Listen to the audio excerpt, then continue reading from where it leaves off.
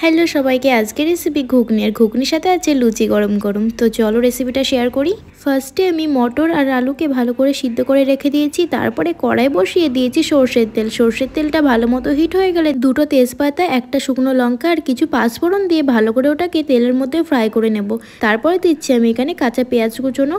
কাঁচা পেঁয়াজ কুচোনোগুলো তেলের মধ্যে দিয়ে ভালো করে এবারে ফ্রাই করে নেব। একটু লালচে লালচে করে নেব কাঁচা পেঁয়াজগুলোকে। এভাবে বেশ কিছুক্ষণ কিন্তু নাড়তে থাকবো। নাড়তে নাড়তে পেঁয়াজগুলো যখন বেরেস্তা টাইপের হয়ে যাবে তার মধ্যে দিচ্ছি আমি আদার পেস্ট, রসুনের পেস্ট, শুকনো লঙ্কার পেস্ট আর দিচ্ছি সামান্য জল। জলটা দিয়ে হালকা করে নাড়াচাড়া করে মশলাটাকে কিন্তু কষিয়ে নেবো যতক্ষণ না তেল না ছাড়ছে।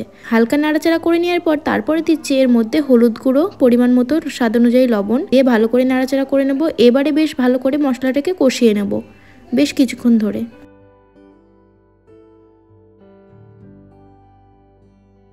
মশলাটা নাড়াচাড়া করতে করতে বেশ এবার কষে এসেছে। এবারে কিন্তু মশলা থেকে তেল ছেড়েছে। এবারে আমি সিদ্ধ করে রাখা আলু আর মটর দিয়ে ভালো করে নাড়াচাড়া করতে করতে কষিয়ে নেব এটাকে।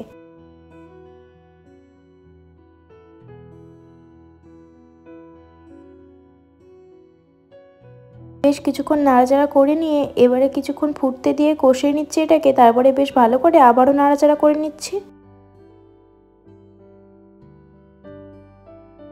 বেশ কিছুক্ষণ ধরে নাড়াচাড়া করতে করতে এটাকে ভালো মতো কষিয়ে নিয়ে তারপরে পরিমাণ মতো জল দিয়ে দিচ্ছি।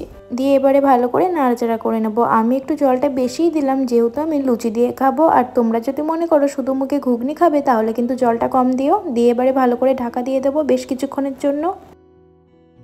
20 থেকে 25 মিনিট পর ঢাকাটা খুলে দেখবো কেমন কতটা হলো। ঢাকাটা খুলে এবার ভালো করে নাড়াচাড়া করতে থাকবো।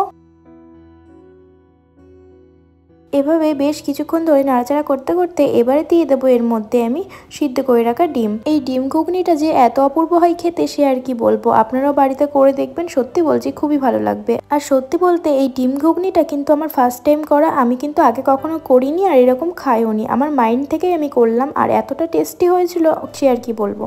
ডিমটা দিয়ে ভালো করে নাড়াচাড়া করতে থাকবো আর একটু আলুগুলো ঘেটে দেবো। এবারে বেশ কিছুক্ষণ নাড়াচাড়া করে নিয়ে লাস্টে যেটা সব থেকে গুরুত্বপূর্ণ সেটা হলো গরম মশলা। এটা কিন্তু দিতে ভুলবেন না, এটার জন্য কিন্তু তরকারি ভীষণ টেস্টি হয়।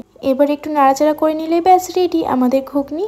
তো আপনারা কিন্তু বাড়িতে অবশ্যই ট্রাই করবেন এই ডিম ঘুগনিটা। আমার এই ডিম ঘুগনিটা কেমন লাগলো তোমরা অবশ্যই জানিও, কমেন্টে কিন্তু অবশ্যই জানাবে। আর ফুলকো ফুলকো লুচির সাথে যদি থাকে এমন ডিম ঘুগনি তাহলে আর কি চাই। শীতের বেলাটা কিন্তু জমে গেল। আমার ভিডিওগুলো যদি তোমাদের ভালো লেগে থাকে, যারা সাবস্ক্রাইব করোনি তারা কিন্তু অবশ্যই করে দিও। টাটা।